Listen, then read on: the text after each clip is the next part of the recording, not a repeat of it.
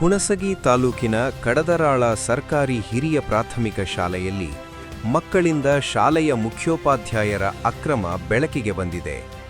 ಸರ್ಕಾರ ಮಕ್ಕಳಿಗಾಗಿ ಮಧ್ಯಾಹ್ನದ ಬಿಸಿಯೂಟ, ಮೊಟ್ಟೆ ಮತ್ತು ಬಾಳೆಹಣ್ಣುಗಳನ್ನು ಕೊಟ್ಟು ಮಕ್ಕಳ ಪೌಷ್ಟಿಕಾಂಶ ಹೆಚ್ಚಿಸಿ ಆರೋಗ್ಯ ಮತ್ತು ಶಿಕ್ಷಣಕ್ಕೆ ಒತ್ತು ಕೊಟ್ಟಿದೆ. ಆದರೆ ಈ ಶಾಲೆಯಲ್ಲಿ ಮೊಟ್ಟೆ ಮತ್ತು ಬಾಳೆಹಣ್ಣಿಗಾಗಿ ಬರುವ ದುಡ್ಡು ನೇರವಾಗಿ ಮುಖ್ಯೋಪಾಧ್ಯಾಯರ ಪರ್ಸ್ ಸೇರುತ್ತಿದೆ.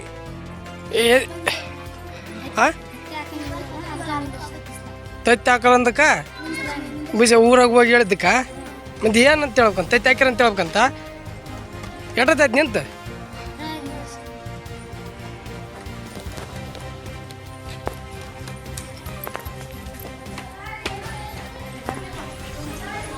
ಮೇಡಮ್ ಅವ್ರನ್ನ ಯಾಕೆ ಹೊರಗೆ ನಿಂದಿರ್ಸಿರಿ?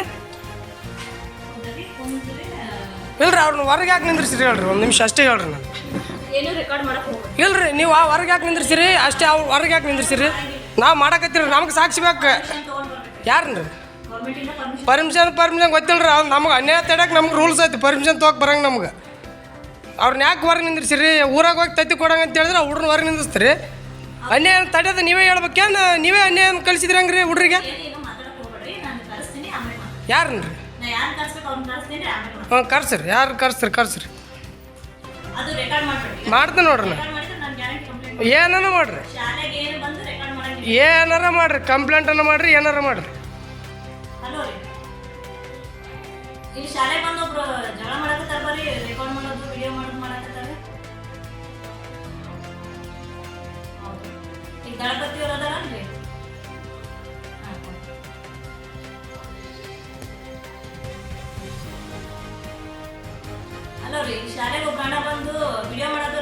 ತಮ್ಮರಿ ನಾ ಮಾತಾಡ್ತಂಬರ್ರಿ.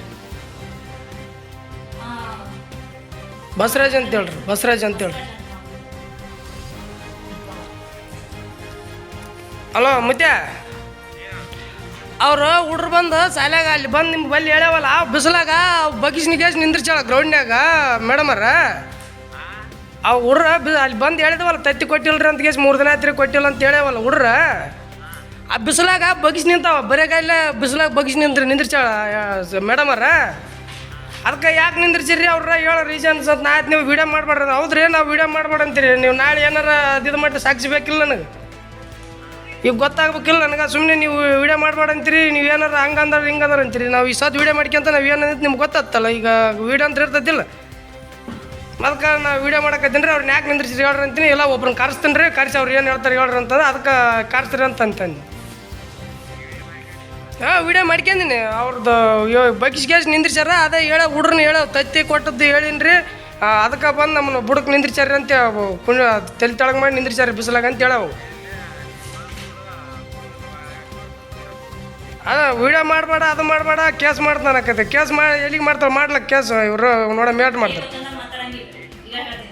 ಹಾಂ ಅದೇ ಆಯ್ತು.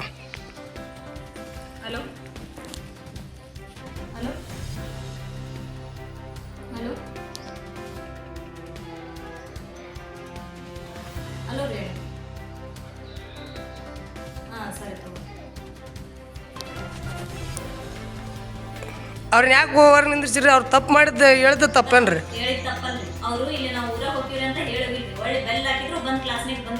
ಯಾರು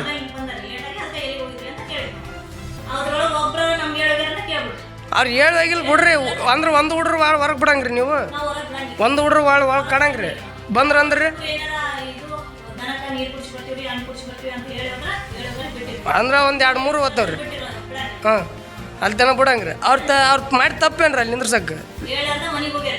ಮತ್ತು ಅವ್ರೇನೋ ತತ್ತಿ ಕೊಟ್ಟದಕ್ಕೆ ಬಂದು ಬಿಟ್ಟಾರ್ರಿ ನಮ್ಮನ್ನ ಹಿಂಗೆ ಹಿಡಿಸಿ ನಿಂದ್ರಿಸಂದ್ರಿ. ಎಲ್ಲಿಗ್ರಿ ನಿಮಗೆ? ನೀವು ತತ್ತಿ ಹಾಕಿ ಕೊಟ್ಟಿಲ್ರಿ.